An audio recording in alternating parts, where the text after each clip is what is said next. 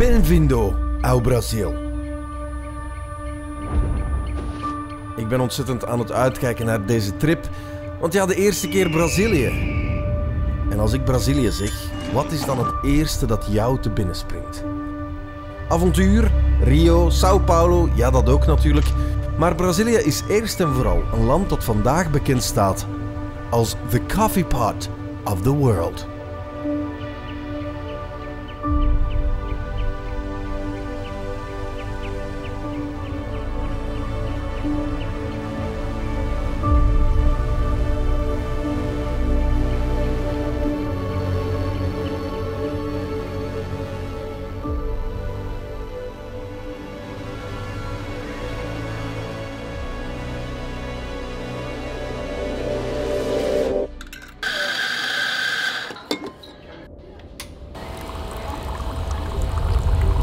Ik heb eventjes mijn research gedaan natuurlijk. Blijkt dat Brazilië als land garant staat voor 33% van de wereldproductie aan koffiebonen. Dat zijn ongelofelijke cijfers natuurlijk. En daarom ben ik naar de regio gekomen rond São Lourenço, waar ze koffie maken op een duurzame manier en vooral op een heel faire manier natuurlijk.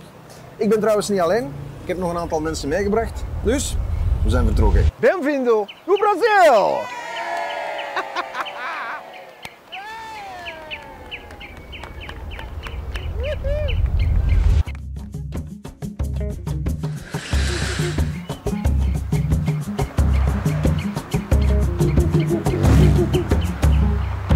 Mijn reisgezelschap bestaat voor een deel uit Qualité. Hij is een journalist die al jaren de vinger aan de pols houdt van onze samenleving.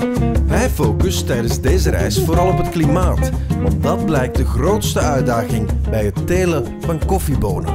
En dan is er Jenny Bonsenke. Zij is een choreografe die samen met haar dans de barrières van de taal tracht te doorbreken. Samen ontdekken we een van de kleinste regio's van Brazilië, Minas Gerais. Een regio die bekend staat omwille van de kleine percelen waarop koffie geteeld wordt. Oké, voor eens en altijd, waar draait het nu allemaal om? Het draait allemaal om dit hier, de koffiebonen. Fairtrade zorgt ervoor dat de koffieboeren hier in Brazilië op een juiste en faire manier vergoed worden, zelfs al is er een price drop, een prijsdaling bij ons in Europa.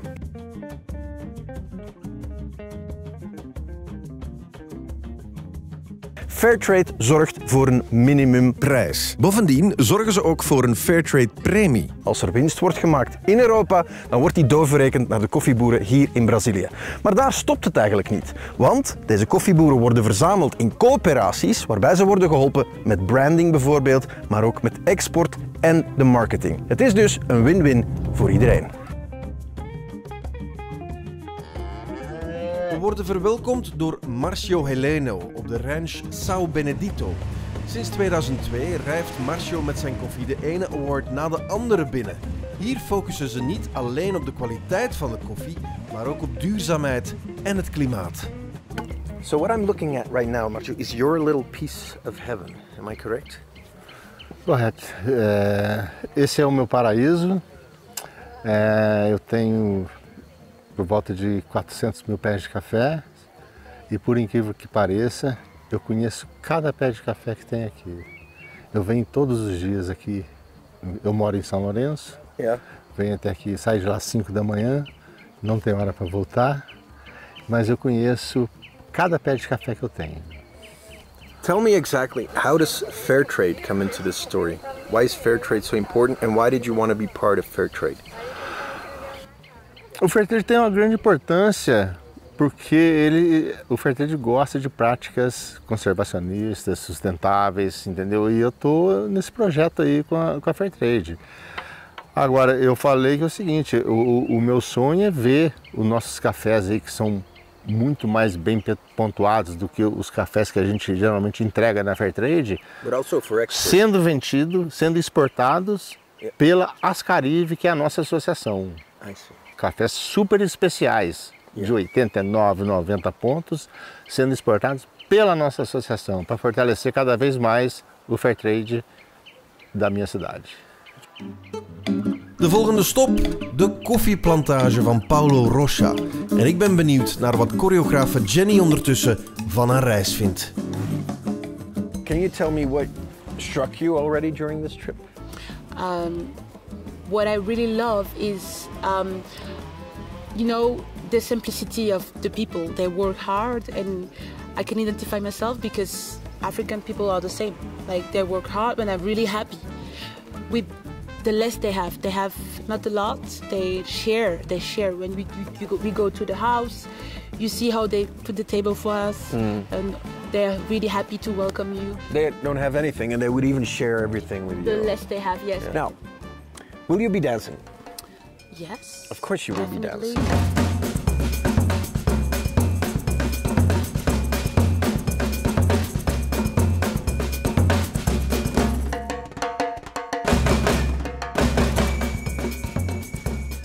So, what is it? Something you try to transmit then? Is it like the universal language of dance? Yes, like even if we don't have the same language, we can still appreciate ourselves, appreciate our difference, and have a conversation. And this is what I did, and what I'm trying to do is that learning about the dance of their culture, and maybe trying to share my culture, you know, and say we will see similarities between us.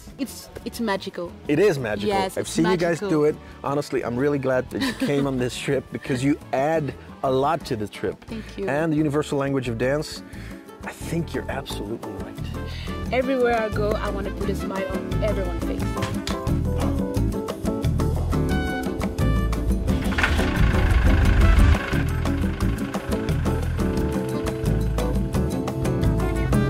Dit is wel fijn om te zien. Ze zijn net aan het oogsten. We zijn hier juist op tijd. Careful. Oh.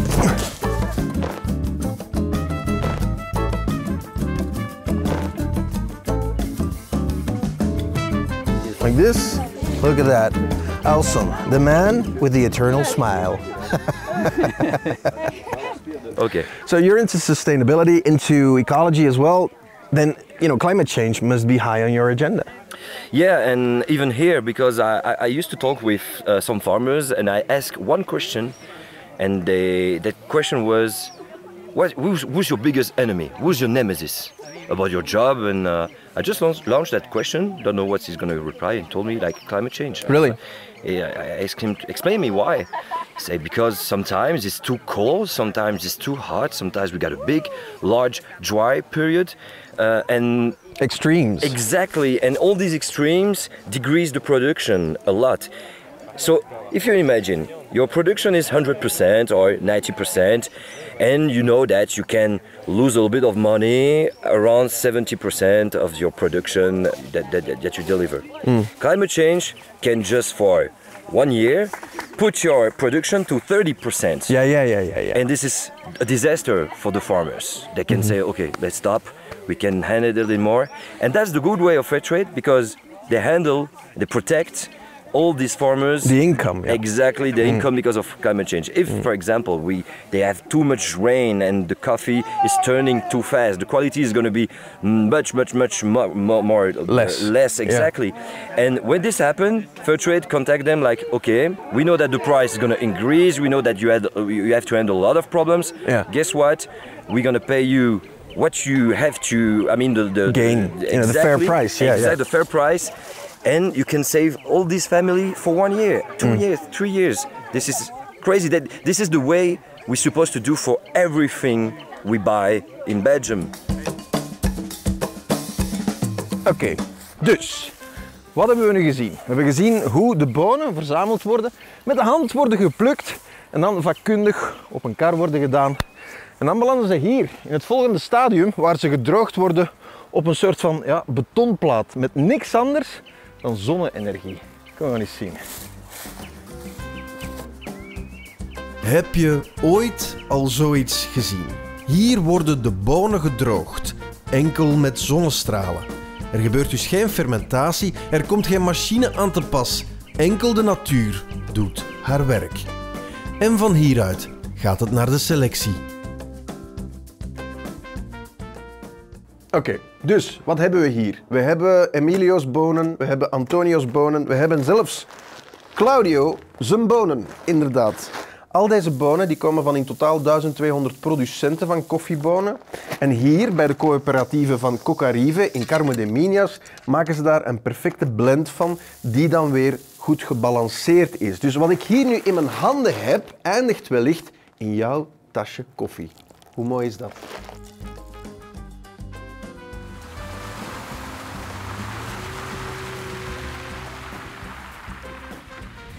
En hier zijn we dan. In dit magazijn worden alle koffiebonen geselecteerd en ook verzameld om ze dan te transporteren naar de hele wereld. So Guillaume, what do we have here? So here we actually have the coffee beans that we will export to Zaandam afterwards. So Zaandam is the place where you can find Ahold Delhaize Coffee Company that produces Latitude 28 for us. Which is a brand. That's a brand. So that's quite a new brand actually. We launched it 3 years ago with this idea to make coffee as sustainable as possible. Okay, so everything starts with this right here. Now, if this is more expensive, why me as a customer, why would I choose the Fairtrade coffee? Well, that's the thing actually. This is not more expensive than other coffees that we have in the shelf. We wanted to make Fairtrade coffee as affordable as possible for end customers, so that they don't have to make a choice between an expensive Fairtrade coffee or non-certified coffee. So this Fairtrade certified coffee is actually more or less in line with non-certified coffee because we reduce the number of intermediaries. So Delhaize produce it itself and buy it directly from the cooperatives. Excellent. Zo, en daar heb je het. Het verhaal van de Fairtrade koffie mooi op een dienblaadje gepresenteerd. En je zou kunnen denken dat het Fairtrade verhaal alleen maar een marketingverhaal is. Wel, ik heb ingezien dat het helemaal niet zo is. Het is een verhaal over mensen, over ecologie, over duurzaamheid en over onze toekomst. En zo is maar eens bewijzen dat er wat in dit kopje koffie zit veel meer is dan koffie alleen. Santé.